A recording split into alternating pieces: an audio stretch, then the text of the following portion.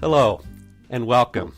I'm Mark Bassingthwaighte, and you're about to listen to the next episode of ALPS In Brief, the podcast that comes to you from the historic Florence building in beautiful downtown Missoula, Montana.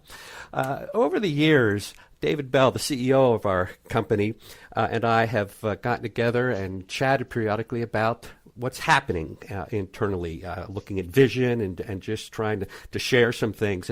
And the point of it has been, I think it allows you as the listener and our insureds to learn a little bit more about us each time. And I also hope to have the discussion of vision and what ALPS does in this regard, educate lawyers as to the value of and a little bit about the process of creating a corporate or a firm vision. So before we jump into it, I'd like to spend a little bit of time here and introduce David a little more formally than I have in the past. David Bell is the president and CEO of ALPS Corporation and ALPS Property and Casualty Insurance Company. David joined us here at ALPS in 2012. Prior to that, he was previously with Allied World Assurance Company, and that's a publicly traded global reinsurance company. David was a founding executive and served as the chief operating officer.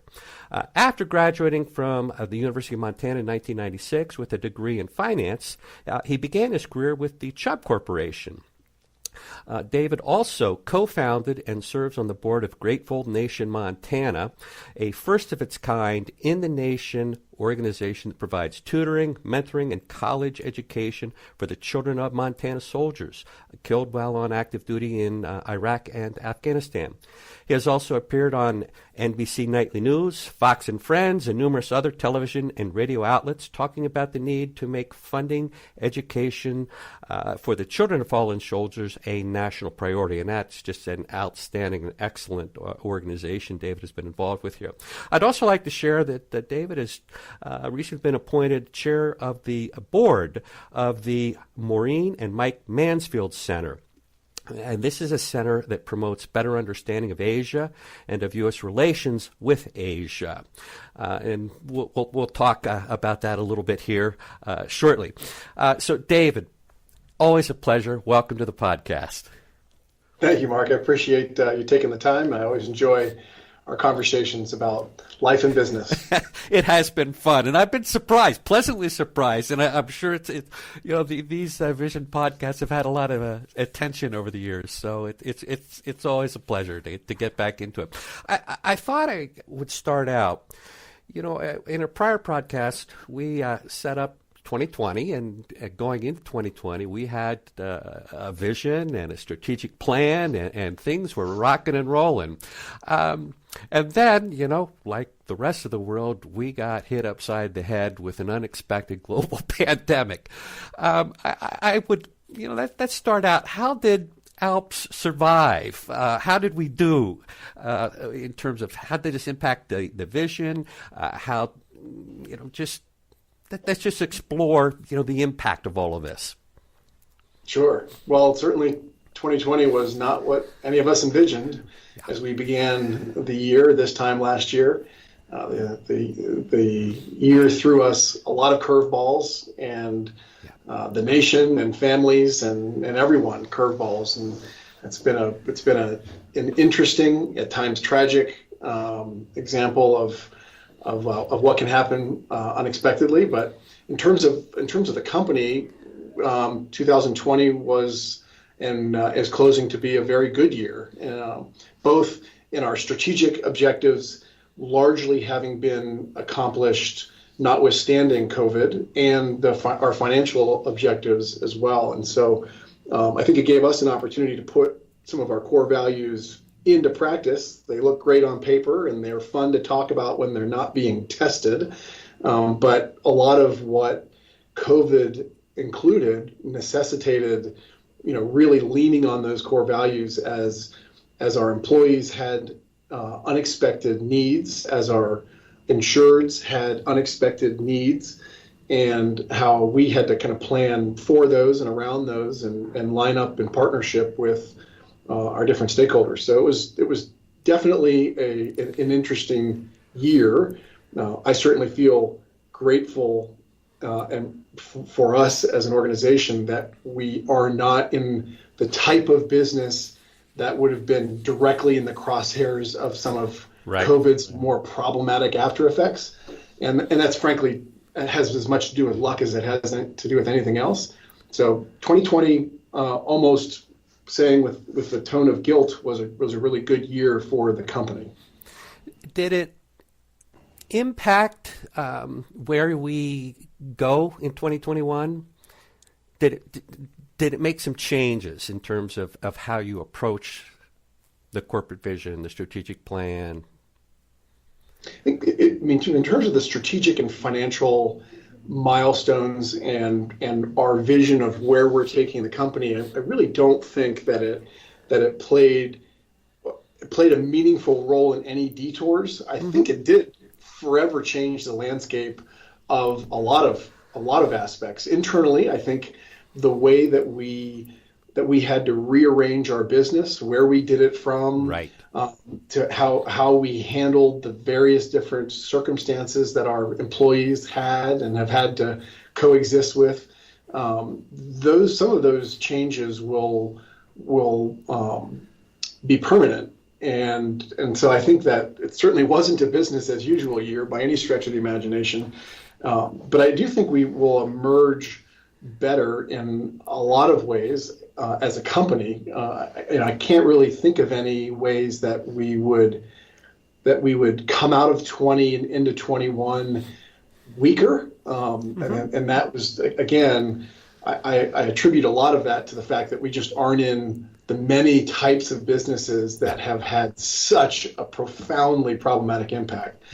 And I think our employee base, I'd like to believe that our employee base is stronger in 21 than in 20 because we experienced some pretty profound things together. And I think for evidencing that core values comment, when people have an opportunity to see some of those values put in action, I'd like to believe that they emerge from the other side of that with a stronger bond with one another and more confidence in the organization that they work for. Well, let me comment about that because, speaking as one of these employees that has gone through all of this, I absolutely agree with you. My own personal experience was such that this transition to the remote work setting for all of us for quite a while, we had to accelerate new tools, using Microsoft Teams as an example, and the communication ability and in terms of just being able to see each other talk. I felt closer now to everybody in the company than I have I'm coming up on 23 years here. So it really is. I do want to underscore that it's been a good thing. Initially, my response was, everybody's going, "Wow, we got to get used to." I said, "Welcome to our world," as some of us that have been remote all along. But now I truly do. I feel much closer as part. Okay, maybe a quick moment since we're on the topic. Do you want to share some of your own observations about what we saw in terms of the population we insure, that we are in service to? Any thoughts about that? Sure. I mean, we've seen the results of COVID impact our insured firms at both ends of the extremes. For some firms, they have seen overall the COVID dynamic result in more business and more growth.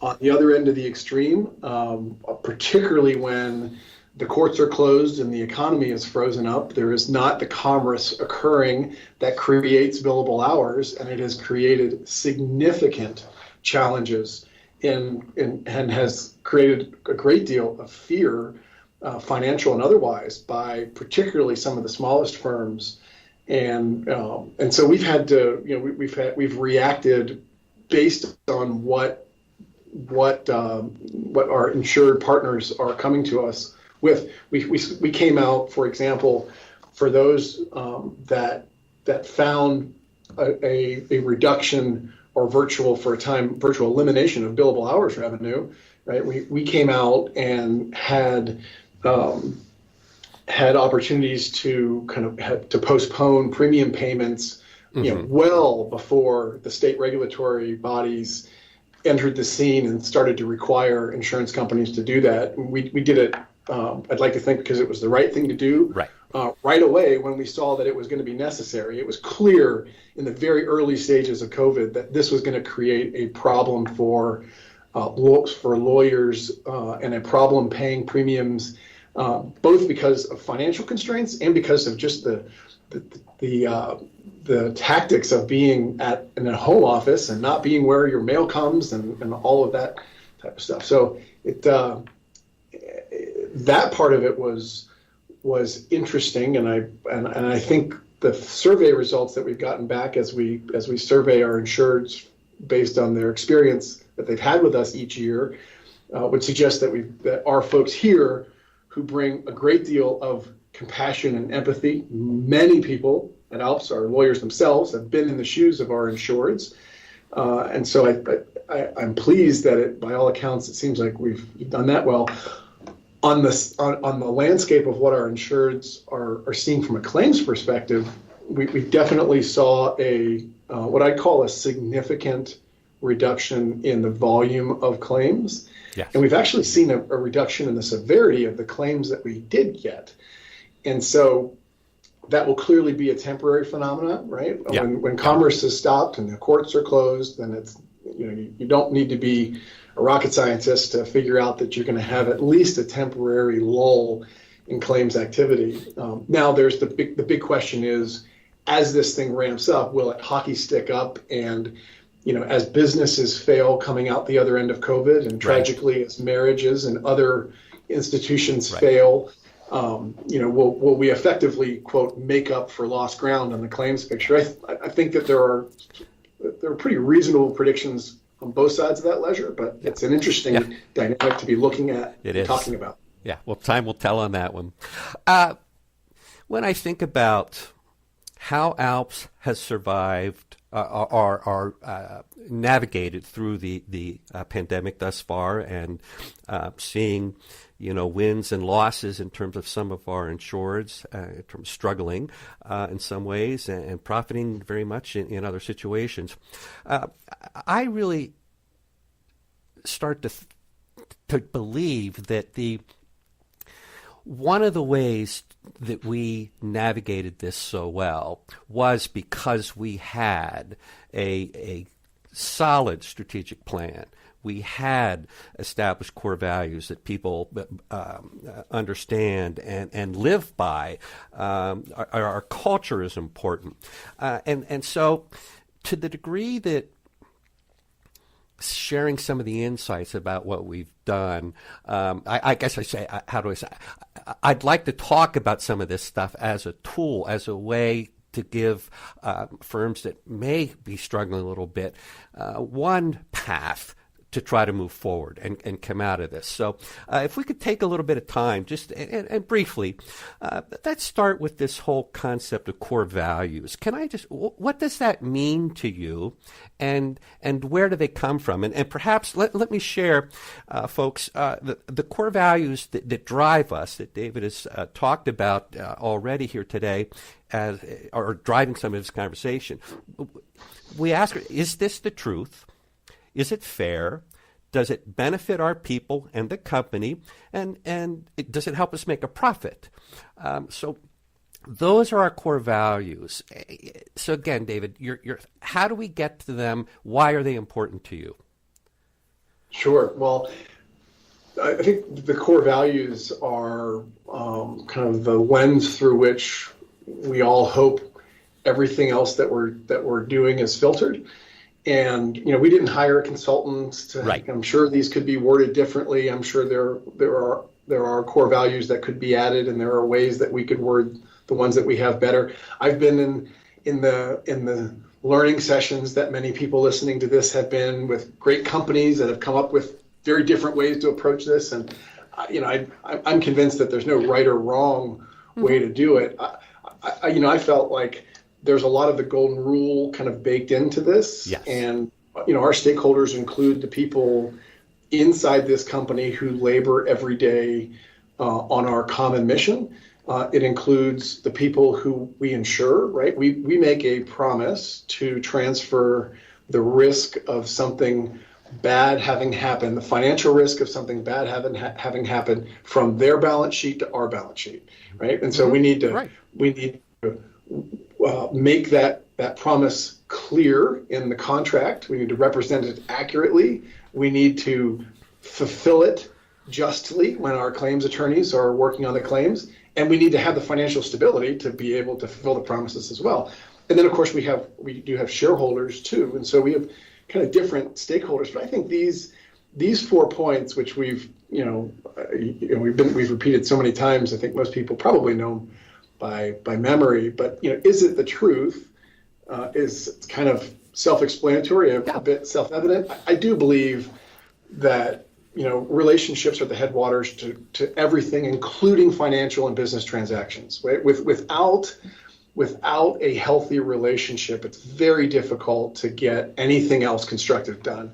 And without truth, it's almost impossible to have a healthy relationship. If you have reason to believe that the person on the other end of your negotiation or discussion is being dishonest, I can't imagine how you can have anything constructive come out of that. And so we have to ask ourselves, is it the truth? Is what I'm telling my employees the truth? Is what our people are telling our insureds the truth, right? Right. And so that is in some ways so obvious that it could be glossed over, but boy, is it essential in just everything that we do.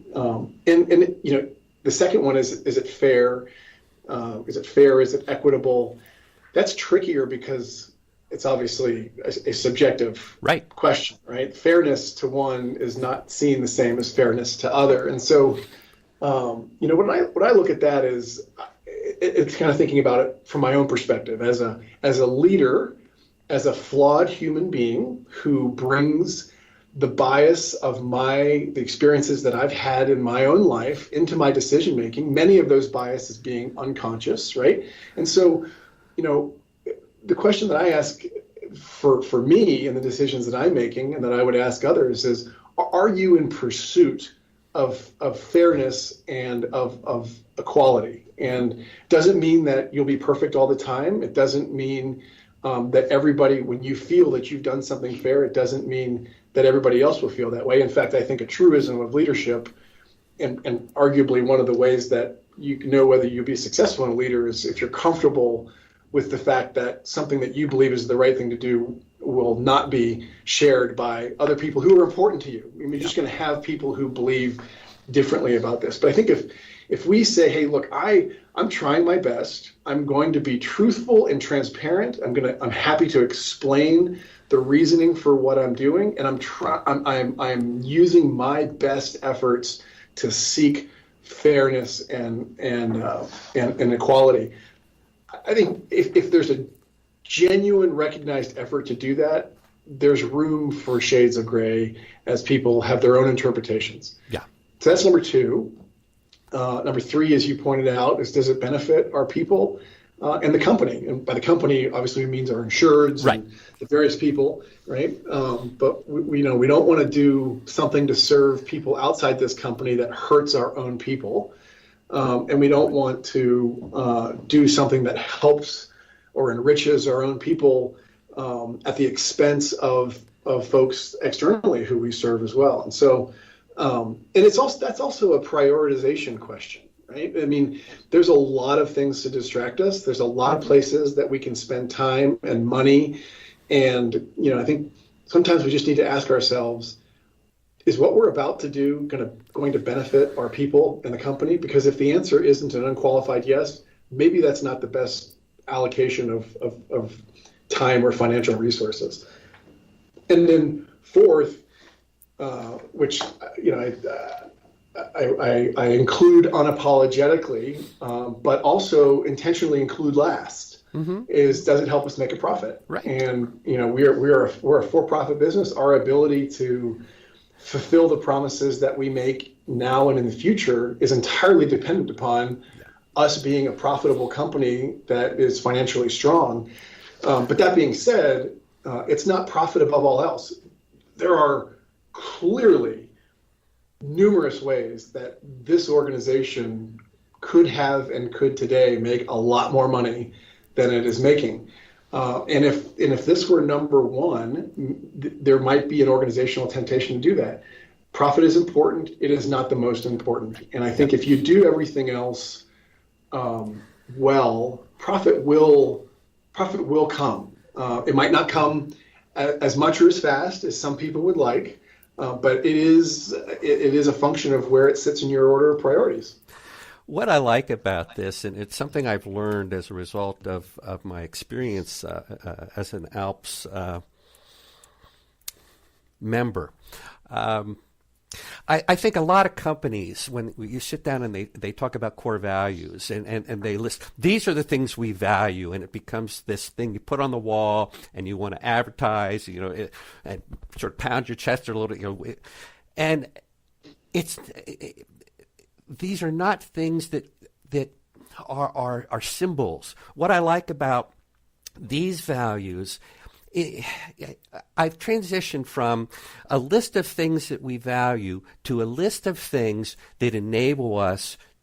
They become the lens, if you will, of how we view the vision, how we view who we are, how we view what we're trying to do. And I think that distinction, at least for me, was very, very important. And I just share that with all of you listening, to approach core values from this perspective of, how do we want to set the view of where we are going, of who we are. That's what core value is. It's defining us, not defining what we value in the sense of making a profit, and that's important, but or we value diversity, or and again, I'm not trying to dismiss any of that as relevant, but in my mind, there's a distinction there. So, food for thought. Culture. Let's just take 1 or 2 minutes. How is culture important in this process from a CEO perspective?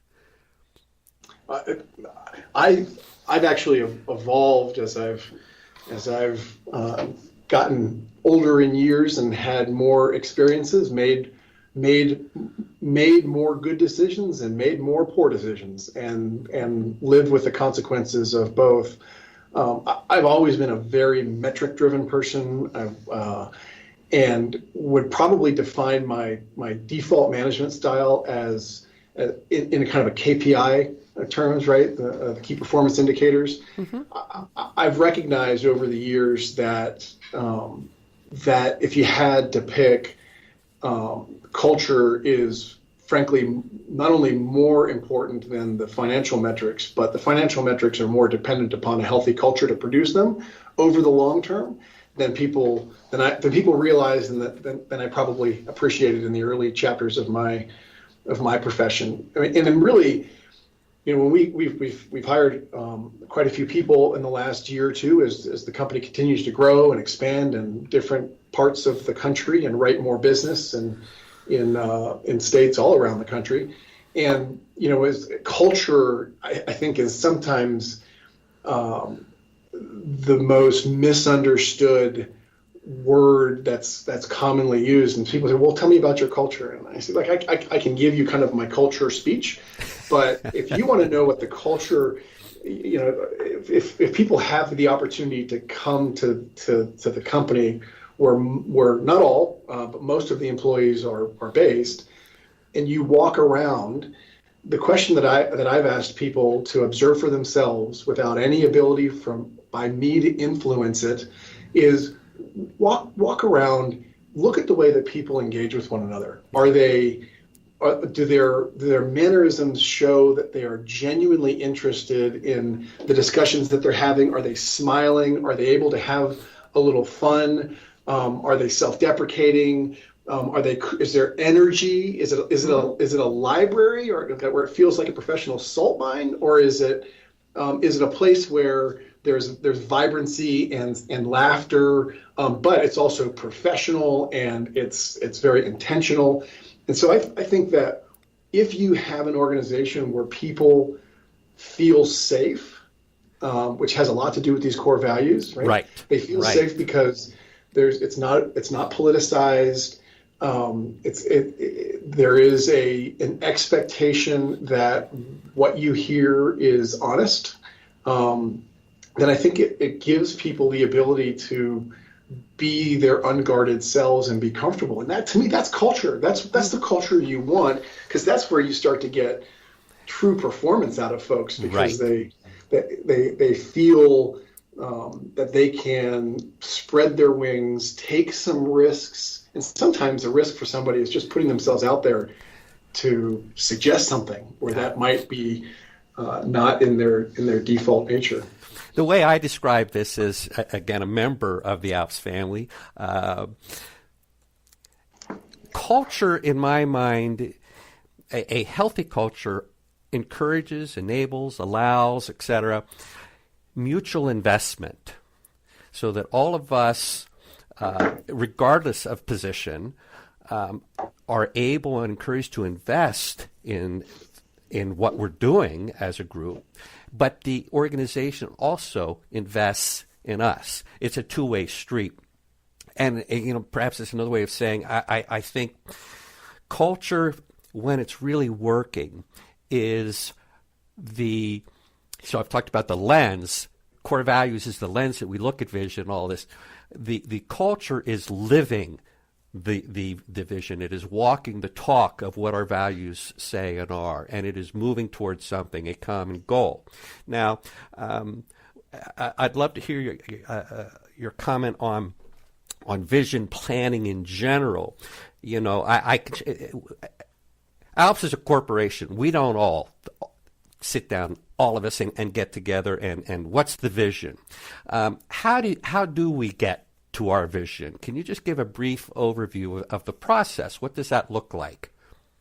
Sure. I mean, I think in order to have a vision that you can communicate in order to get the people who you depend upon to make the vision a reality on board, you first have to have a very clear and honest reckoning with where you are right now. Yeah. Right? You can't portray yourself as something other than what you are, or other than the state in which you are in. And so when you say this is who we are, this is where we are, and then this is where we're going, and this is why, right? Because I think in private enterprise, too often the objective is more.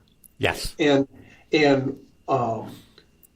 more is a lot of things, but sustainably inspiring to an employee population, it is not, right? Mm-hmm. People need to understand what's in it for me. Why should I be as excited about the vision casting and where we're going? You've told me where we are.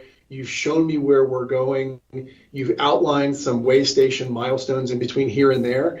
Tell me why I should be fully bought in to this pursuit, because it is easier to just do what we're doing right now well and not really venture out with all of the risks and work that are involved with going out onto the vision timeline. And so I think one of the key approaches is to bring clarity to what those points look like and bring transparent explanation for the reasons, because you are asking people to do more and or do different than what they are doing right now. And people need to know why they should do that. Mm-hmm, mm-hmm. And I can also share, it includes sort of measurable metrics. It's one thing to say, well, my vision is to be the most profitable family law firm in Greater Montana or something. But if you don't have a path, we need to sit down, and I can assure you folks, we do. That's part of this strategic planning process. But David, I want to give you a little bit of time, if we still have some time, to talk about the Mansfield Center. But before we get to that, can you just and share what you feel comfortable sharing? What does the future look like for ALPS? Sure. Well, In terms of the long-term vision, Yeah.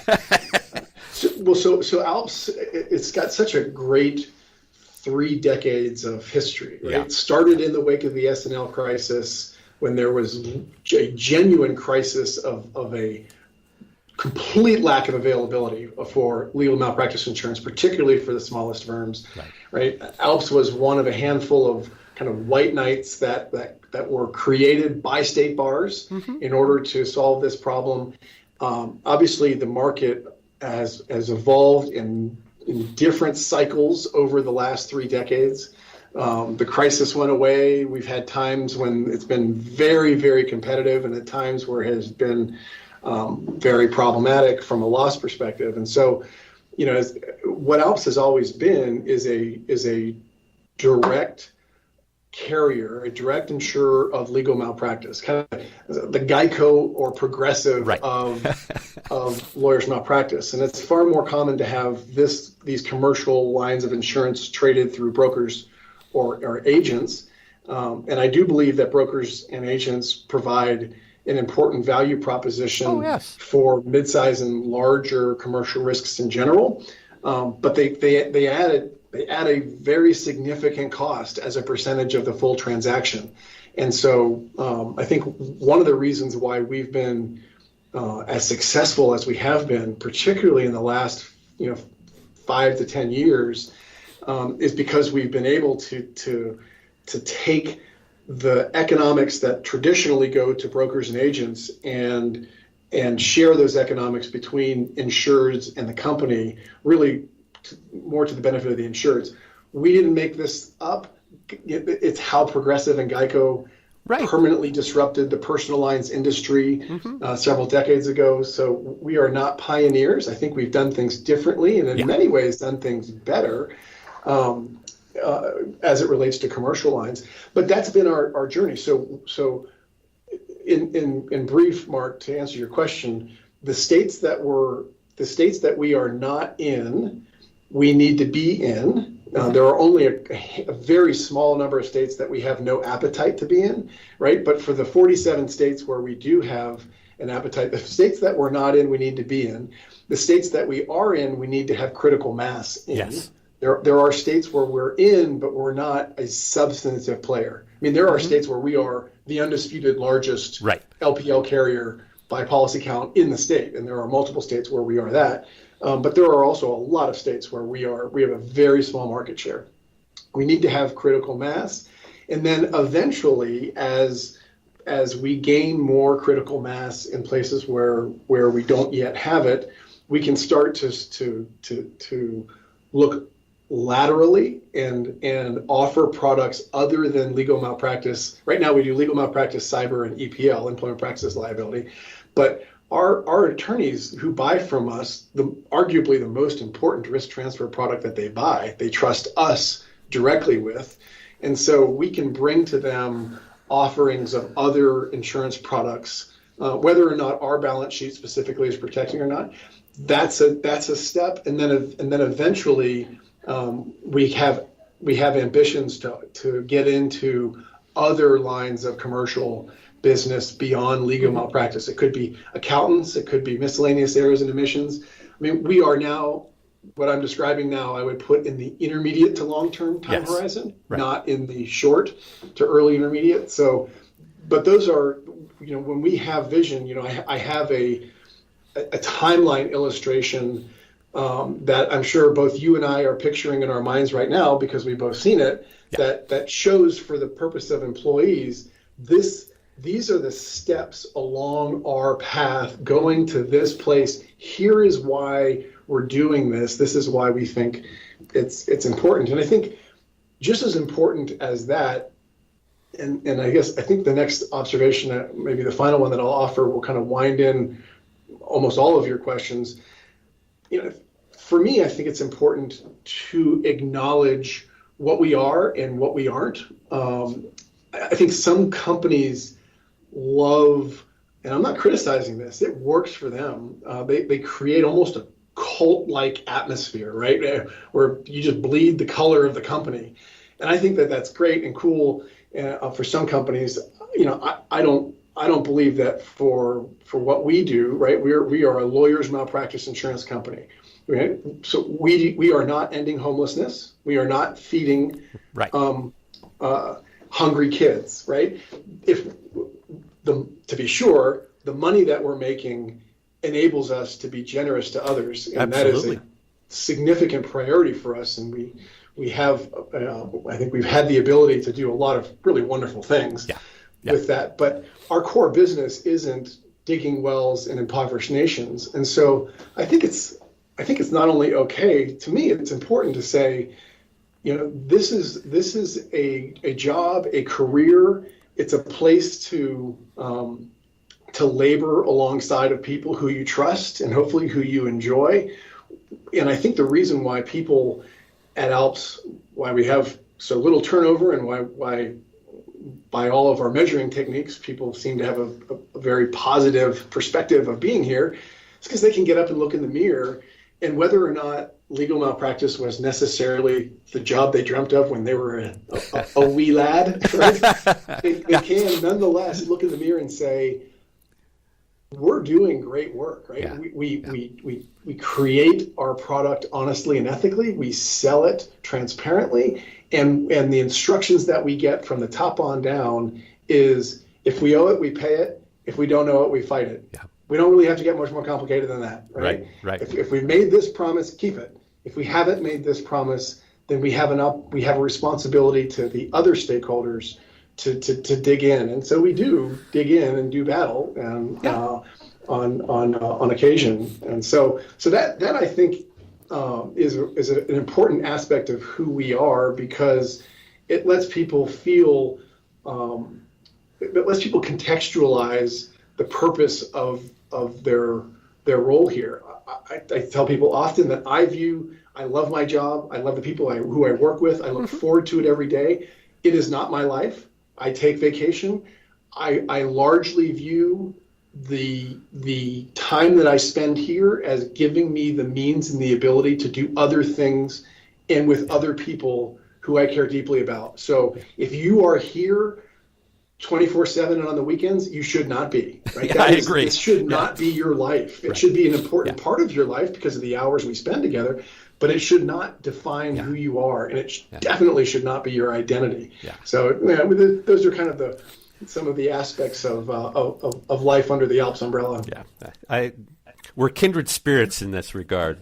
If we have a little bit of time, and if you need to go, David, you need to go, but I would love, if you have a few minutes, you were sharing prior to starting this the Mansfield Center, and I suspect a lot of people really have no clue what the Mansfield Center is and what incredible stuff is happening here in Montana. So I would love if you could just give a few minutes and share what you'd like to share, and fill us in a little bit about what's going on with the Mansfield Center.